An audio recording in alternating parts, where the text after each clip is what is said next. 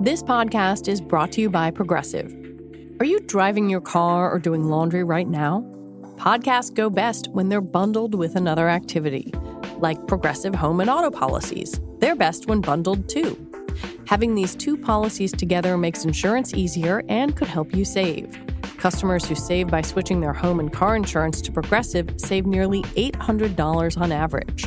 Quote a home and car bundle today at Progressive.com. Progressive Casualty Insurance Company and Affiliates. National average 12-month savings of $793 by new customers surveyed who saved with Progressive between June 2021 and May 2022. Potential savings will vary. Just a heads up before we get started, there's some light swearing in this episode. Okay, here's the show.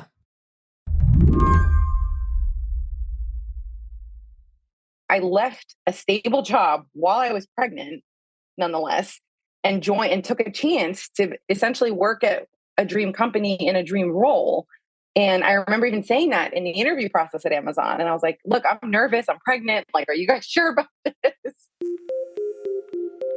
That's Nadine Salim describing her excitement and fear after landing a job at Amazon last year.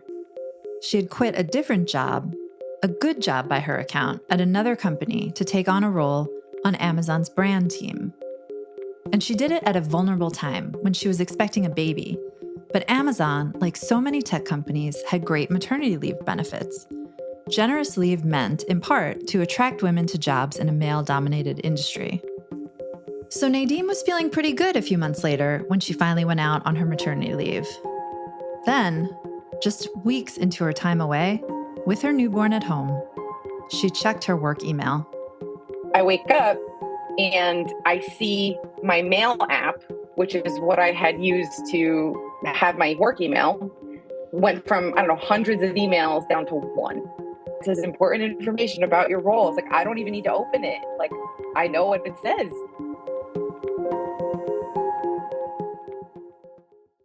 The tech industry hit a rough patch late last year as interest rates rose and pandemic-era habits faded. Nadine learned she was one of hundreds of thousands of workers laid off from their very good, benefit-heavy tech jobs earlier this year, and one of many women who got the news while they were out on maternity leave. I just remember being like, holy shit, like, what do we do? What am I going to do? I was like, am I really going to try to job hunt with a newborn? And I remember just kind of talking about, I broke down. I was in tears. The thing about the tech layoffs is they disproportionately affected women. According to an analysis from layoffs.fyi, women made up 45% of laid-off tech employees from October 2022 through this June. But women make up a lower percentage of tech workers overall. So today on the show, why so many women in tech lost their jobs this year in such a male-heavy industry, and how the tech industry can avoid doubling down on some of the mistakes that got us to this spot in the first place. I'm Emily Peck, filling in for Lizzie O'Leary, and you're listening to What Next TBD, a show about tech, power, and how the future will be determined. Stick around.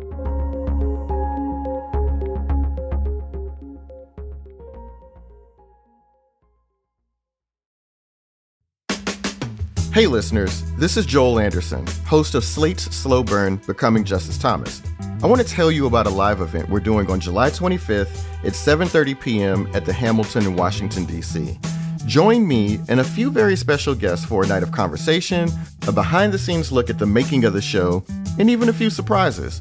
I'll be interviewing Senator Sheldon Whitehouse of the Judiciary Committee, NYU law professor and MSNBC commentator Melissa Murray, Georgetown law professor Michelle Goodwin, and Thomas's old college friend Eddie Jenkins, a former NFL player and attorney. We'll talk all about the life and career of Supreme Court Justice Clarence Thomas, including his decades-long battle with affirmative action. And I'll perform an extended story from the season that may surprise, but will definitely delight you. For a limited number of fans, we will also host a pre-show cocktail hour with the Slow Burn team, and those who purchase that VIP package will get complimentary drinks and time with your favorite Slatesters. And if you're a Slate Plus member, you will receive a discount off your purchase. Go to slate.com/slowburnlive for more information and to purchase tickets. That's slate.com/slowburnlive. Hope to see you there. At the end of your first year, Discover credit cards automatically double all the cash back you've earned. That's right, everything you earned doubled. All the cash back from eating at your favorite soup dumpling restaurant doubled. All the cash back from that trip where you sort of learned to snowboard also doubled. And the best part, you don't have to do anything ridiculous to get it. Nope, Discover does it automatically. Seriously though, see terms and check it out for yourself at discover.com/match. To understand why women were disproportionately impacted by layoffs in tech, we have to go back to the beginning, to the early to mid 2000s. Big companies like Facebook and Twitter were in their infancy, and the workforce reflected the leaders at these companies, meaning it was predominantly young white men. And according to Emma Goldberg, who covers the future of work for the New York Times, a traditional corporate structure was not a part of the equation. It's a great question. And I think, Hollywood offers some touch points. A lot of people have probably seen The Social Network, which encapsulates a lot of the vibe and the atmosphere of early tech. The server detects an intrusion. The candidate responsible has to drink a shot. How's of a program running that has a pop-up window appear simultaneously on all 5 computers? The last candidate to hit the window has to drink a shot. Plus, every 3 minutes, they all have to drink a shot. Hey, can I ask, what part of the intern's job will they need to be able to do drunk? It was definitely a lot less formalized than a lot of the kind of major tech offices that we picture today. Because, I think the industry got a lot of its juice, a lot of its energy from a sense of informality, a sense of, less hierarchy, people sharing ideas with one another. This idea that really young people were in charge of a lot of money and a lot of power. And that principle really animated the industry for a while. There was a sense that it was kind of like no parents, no rules. And the companies were not, structured in the way like banks and law firms and these other kind of embodiments of traditional corporate authority were. They ran on a sense of, casual, fast-moving idea generation. And back then, these were, when you say young people, it was mostly young men. They're sort of like the beating heart of these Silicon Valley companies that were, staying late, playing ping pong, sleeping at the office, that kind of thing. It was a very male industry and continues to be in a lot of ways. I think, when you think about the male-dominated nature of the industry, it really does go back to early in the pipeline. Like, men have just been overrepresented for a long time in engineering programs, in software engineering, and women have struggled to break in and to get the opportunities that men have.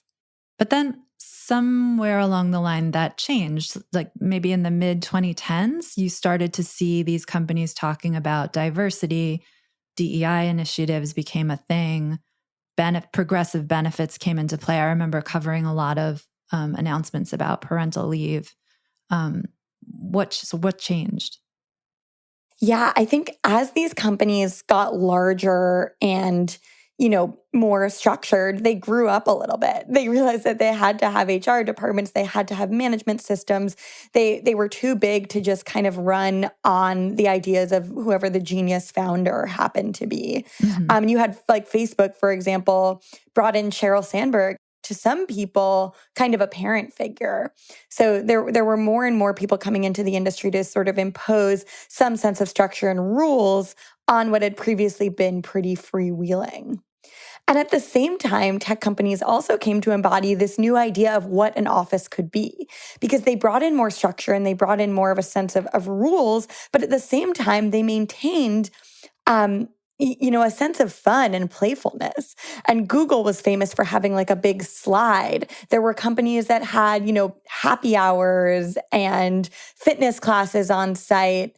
And the companies really just embraced this sense of playfulness. And that was really in the name of making people want to feel like they could spend all their hours at the office and just have their whole lives take place at the office.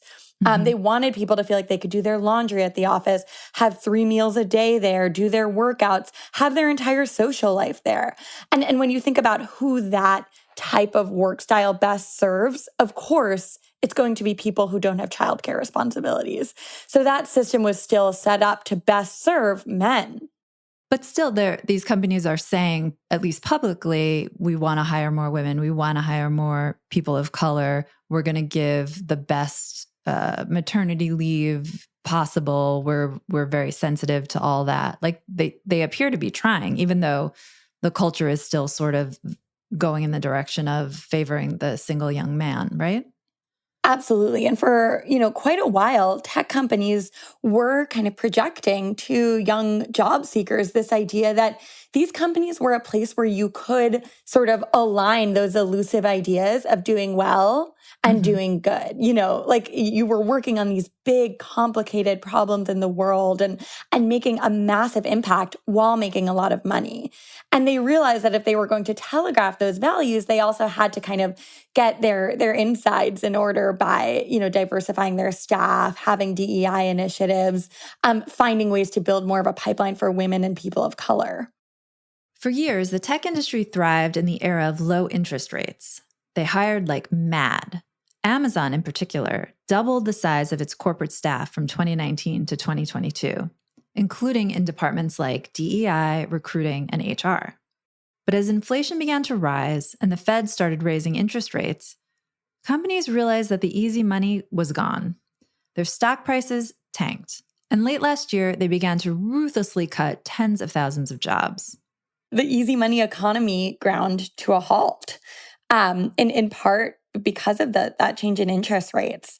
And so all of a sudden, you started to see every household name in tech doing massive layoffs. And it was, Meta, Google, Salesforce, Amazon, really no one was spared. And I think there was a little bit of a sense that once some companies were doing layoffs, other companies were hopping on board because you had the opportunity to kind of bury your layoffs in the news cycle if you're doing it at the same time as everybody else. Yeah. Everyone's doing it. So let's do it too. Exactly. People were hopping on the bandwagon. Yeah. And so one reason we wanted to talk to you is because there's this data out now from that site layoffs.fyi that looked at just like a little sample, I think, of 3,400 workers, tech workers who were laid off. They found that 45% of them were women, 55% were men, which at first you're like, oh, well, of course, there are more men than women were laid off. So that's totally fine. But that's not quite the way to look at it, right? Right. I mean, I think what's important to bear in mind when you think about that number is that women only represented about 39% of the workforce overall. Mm-hmm. So, they might have been about 45, 46% of the layoffs, but they were only 39% of the workforce. So the question to then ask is, why were women overrepresented in these mass layoffs? Answer it, Emma. Well, I think one of the issues going on here is that laid-off workers were more likely to be in positions that tech companies might have been considering peripheral to the core work of the company. And that checks out when you think about the fact that men are still overrepresented in software engineering. So when tech companies are realizing they need to hit their diversity goals, they're going to hire women in positions in parts of the company like HR or customer service, which also, in the minds of hiring managers, kind of play into some of the stereotypes of what they think women might be better at, like the kind of people-oriented positions, the nurturing and, that side of the company rather than the alone in a room bent over a laptop with headphones on stereotype of an engineer. I was thinking about this a lot because, does it mean that the diversity efforts around hiring for these companies were sort of not as successful? The gender balance was never there. They were never successful in getting to some kind of 50-50 gender balance. But even beyond that, the hiring that did take place, since it was so skewed to the supposedly non-essential parts of the business, does that mean the diversity efforts sort of weren't very good in the first place? It reveals what it really takes to diversify a company. In a lot of instances, when companies set goals around diversity, they're thinking about how to kind of meet those goals in an aesthetic or public presenting way. They're like, we need to communicate to the public and to our own employees that we've hired X% of women or people of color. But they're not necessarily thinking about how to really bake that into the DNA of the company and make those gains sustainable. Because if you're going to make sustainable gains around DEI, that has to also come from the pipeline. Like you have to be thinking about how do we train women and people of color to do the tasks that are core to the company, like engineering. So if you hire people into positions that are kind of peripheral to what the company does, then you might not be actually meeting your goals around diversity in a sustainable way.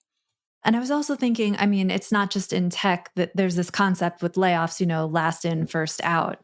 And with tech, that's almost sort of like literally the story, because in a way, women and people of color and women of color, we're last in, just broadly speaking, because these companies all started, like you said, as like these very male-dominated cultures. And then, finally, when the money was really, really finally flowing, they sort of grew up and hired all these other people. So they were last in, and now with these layoffs, they seem like first out, like, oh, we don't need you. We can go back to the way it was. It does feel like that is a little bit of the story that's come through. We also have to look at the notion that, first of all, like you said, it's last in, first out. But people also really need allies and mentors within a company in order to succeed and climb the ranks of those companies. So if the companies still have men, and especially white men, overrepresented in their leadership ranks and in C-suites, then the people who get the best mentorship and the best kind of support and opportunities are often going to be the younger men, and especially white men, who have people who kind of look at them and see younger versions of themselves. Right. That makes sense. You have a mentor that's sort of, I used to be just like you, and I can show you how to do it just like I did. And that's not intentionally discriminatory, but that's sort of how it works out. Exactly. We still really have, I think, in the industry, a lot of these kind of myths of white male genius that get perpetuated by C-suites that are overrepresenting, men and especially white men.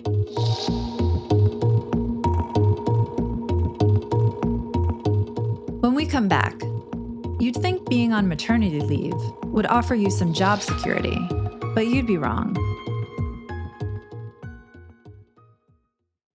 With so many women losing their jobs, it was perhaps inevitable and terrible that many of them were out on maternity leave. Emma spent time talking with these women. I've spoken to quite a few too. Being home with a newborn is already an emotionally fraught time. Add a layoff to the situation and you're left reeling. You think you're taking maternity leave or paternity leave because you have a legal right to, and that's reaffirmed in certain tech company policies. And tech companies have been among the most generous with parental leave, in part because they realized they needed to kind of make those big leaps in order to diversify their ranks and communicate that parental leave was part of the generous perk packages. So people were out on their leaves thinking that they were entirely protected. And then they realized that being on parental leave didn't offer them any special protection from a mass layoff that would have happened anyway. But the thing is, for people who were on parental leave, it's especially terrifying to receive news of a layoff because they have more financial pressure than ever. And yet they're suddenly losing their source of income and their source of healthcare. And that's a really terrifying reality, especially because they're on parental leave, so they have even less time than usual to kind of jump on, the job application spree and start looking for a new position. So it's both more terrifying and more logistically challenging than for their counterparts who aren't on leave. A few of the women I spoke to, and I don't know about you, are like, well, I'm not going to get a job for a while. I'm just going to stay, be with my baby for a while. And you can kind of see how that could lead to, women sort of dropping out of the workforce. It's kind of like a callback to the days before there was any parental leave. And that's sort of how it worked. Someone would have a baby and then not work for a few years, and then maybe get back into the workforce or maybe not. Exactly. And applying for jobs with a newborn or, a baby in those early years is just, impossibly challenging from a time management perspective. And then also really challenging because prospective employers could look at you, and even if this is illegal, they could like make certain judgments around what they think you have time for. Again, it goes back to that issue that for a lot of employers, the ideal employee is still thought of as someone who has no outside obligations beyond the company. They, are really putting up on a pedestal those childless single men who they feel like will just jump on a laptop or pick up the phone at any hour. And so for people who have just been laid off, who also have newborns, it's more challenging than ever to combat those stereotypes. Right. And you can't help but wonder if those stereotypes played any role in the layoffs themselves. I mean, none of the tech companies, I don't think, have been accused of discrimination. Maybe Twitter was, but the case was dismissed in how they conducted these layoffs. But it's hard not to think that some of that, even unconsciously, played some role here, I have to say that was something that lingered in the minds of a lot of sources who I spoke with. The people I talked to said that even though they knew kind of from a rational perspective that their ability to take parental leave had been legally protected, it just leaves all these fears and this sense of paranoia of like, what if I brought this on myself? And there's no way to really confirm it one way or the other because the companies are never going to say so. But they just wonder, like, was it, out of sight, out of mind, that they'd been out of work for a while. And so they were, easier to put in the bucket of the mass layoff. That's a horrible fear to live with. And it also just makes it so much more challenging to ever think about taking leave again. Yeah, and it's definitely a fear. I've been out on leave, and when you go out, you're like, are they going to find someone else to do my work? Are they going to do it better than me? And then they're going to realize they don't need me after all. Like, that's just a basic fear of going out on leave. I don't think it changes no matter how generous the company is. I mean, I think it helps when the company is generous and encouraging. And a lot of these people, they were encouraged and, made to feel really good when they went out. But you still have that. I don't think that paranoia goes away, really. And I think it points back to the narrative we were talking about, that companies might kind of leap to put in place diversity initiatives and initiatives that help underrepresented populations. But if those aren't really, really deeply rooted in the culture of the company, then in the long term, they're not necessarily going to fully work. Yeah. So, if you're saying like, oh, we just need to hit these diversity metrics, so we're going to hire up more women and people of color in HR, but then those are the first people to be affected by layoffs. Or if you're going to put in place really generous packages around parental leave, because you want to telegraph to prospective employees and to employees and to the public that that's something you care about. But then, people, while they're on parental leave, are suddenly affected by layoffs at the most vulnerable moment in their lives and careers. How much have those really taken root in the culture? Further compounding the problem is the move by big tech to pull back on some of the pandemic-era benefits, specifically working from home. Some of the biggest companies in tech, Twitter, Apple, and Salesforce, have all started requiring employees to come into the office a certain amount of time during the week. For new mothers who are juggling their full-time jobs and having a newborn, the shift away from remote work is especially challenging. I think it's really important for companies to be asking themselves about how remote work is affecting women and diversity initiatives. Because one of the really striking findings from surveys of remote work is that people of color and women have been some of the quickest to embrace remote work. Mm-hmm. There were survey results that found that Black knowledge workers were more likely to indicate a preference for remote work because they said that working outside the office made it easier to avoid microaggressions and kind of cliquish office politics. Right. And then for caregivers, they were saying that remote work allowed them to, tend to family obligations more easily. But now there's new research coming out that shows that remote work actually affects the amount of feedback people get on their work. So there was a really important survey research that came out from the Federal Reserve Bank of New York this spring that showed that people who were working remotely actually got less feedback And this was actually from a tech company. And they showed that the number of like lines of feedback someone got on their code was higher when they were in person. So the question we have to ask about all of this is, are companies then kind of going to see potentially people who are working remotely, or are those people going to struggle more because they're not getting as much feedback? And is that going to disproportionately affect women and people of color?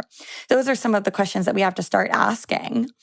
And we are seeing companies, I think, shift into a new phase on remote work, what I called in a recent article, kind of the desperation phase, because they can't figure out how to get people back. Right. And so you're seeing like Salesforce, for example, offered like a $10 charitable donation on behalf of every employee for every day they came into the office for a 10-day period in late spring. Does that work? Is anyone coming in? They're like, I think in my mind, I'd be like, you know what? I'm just going to give $10 and stay home. I think it depends, because I think one of the things that it does do is show employees how much companies are really invested in them coming back. You had Google also say that they, managers could start to take into account office attendance and performance reviews. Yeah. So I think employees are seeing more and more from their managers that this is being taken really, really seriously. And coming off of months of layoffs, I think you might see fear start to drive some employees back to the office. So it's like there was this remote work trend, which was really good, we think, for diversity, but now it's reversing itself, and that might be really bad for diversity. Exactly. So some of the, the people who really gained from remote work were working parents who have always really struggled to do the magic of somehow being at your desk at 4 p.m. and also being at school pickup. Right. They suddenly had that burden like really, really eased up. And now all of a sudden that's going into reverse. And so companies that have been preaching about diversity are now going to have to face the question of, how do you allow workers who really need the ease of flexible work, retain some of those gains, while also giving people some of the benefits of the office? That's something we're seeing companies really start to struggle with right now. Emma, a lot of these companies release these diversity reports every year. Are you expecting that the layoffs will change the way those diversity reports look? They say percentage of leadership is women or Black, or percentage overall, and things like that. I think it's possible. We won't know until we see the numbers, but women being overrepresented in layoffs is definitely a concerning statistic. That being 45 or 46% of all the layoffs, even though they're a smaller percentage of the overall workforce, that could be reflected in the numbers. For Emma, she sees this moment as pivotal for big tech, one where the policies they set today will determine whether or not their commitment to diversity ever meant anything to them. We're at an inflection point where companies have to make new policies around remote and office work that will affect workers for many, many years to come. And so I think what a lot of experts I've spoken to are saying is they're hoping that companies do that policymaking in a really intentional way. So if workers are asking for flexibility or the ability to kind of come in later in the workday so they can do school drop-off, or leave a little bit earlier so they can do school pickup, or find mentorship that really helps them to succeed, this is also an opportunity to make policies that will help underrepresented people thrive for a much longer period of time than just the coming weeks or months.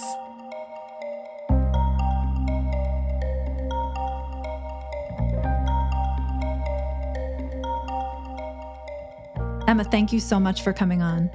Thanks for having me. This was such an interesting conversation. We reached out to Amazon for comment on this story, but didn't hear back by the time of recording. Emma Goldberg covers the future of work for the New York Times. And that's it for our show today. What Next TBD is produced by Evan Campbell and Madeline Ducharme. Our show is edited by Jonathan Fisher. Alicia Montgomery is Vice President of Audio for Slate. TBD is part of the larger What Next family. TBD is also part of Future Tense, a partnership of Slate, Arizona State University, and New America. If you're a fan of the show, I have a request for you. Become a Slate Plus member. Get all your lovely Slate podcasts with no ads. Just head on over to slate.com/whatnextplus to sign up. We'll be back next week with more episodes. I'm Emily Peck. filling in for Lizzie O'Leary. And you can catch me over at Slate Money. It comes out Saturdays. Thanks for listening.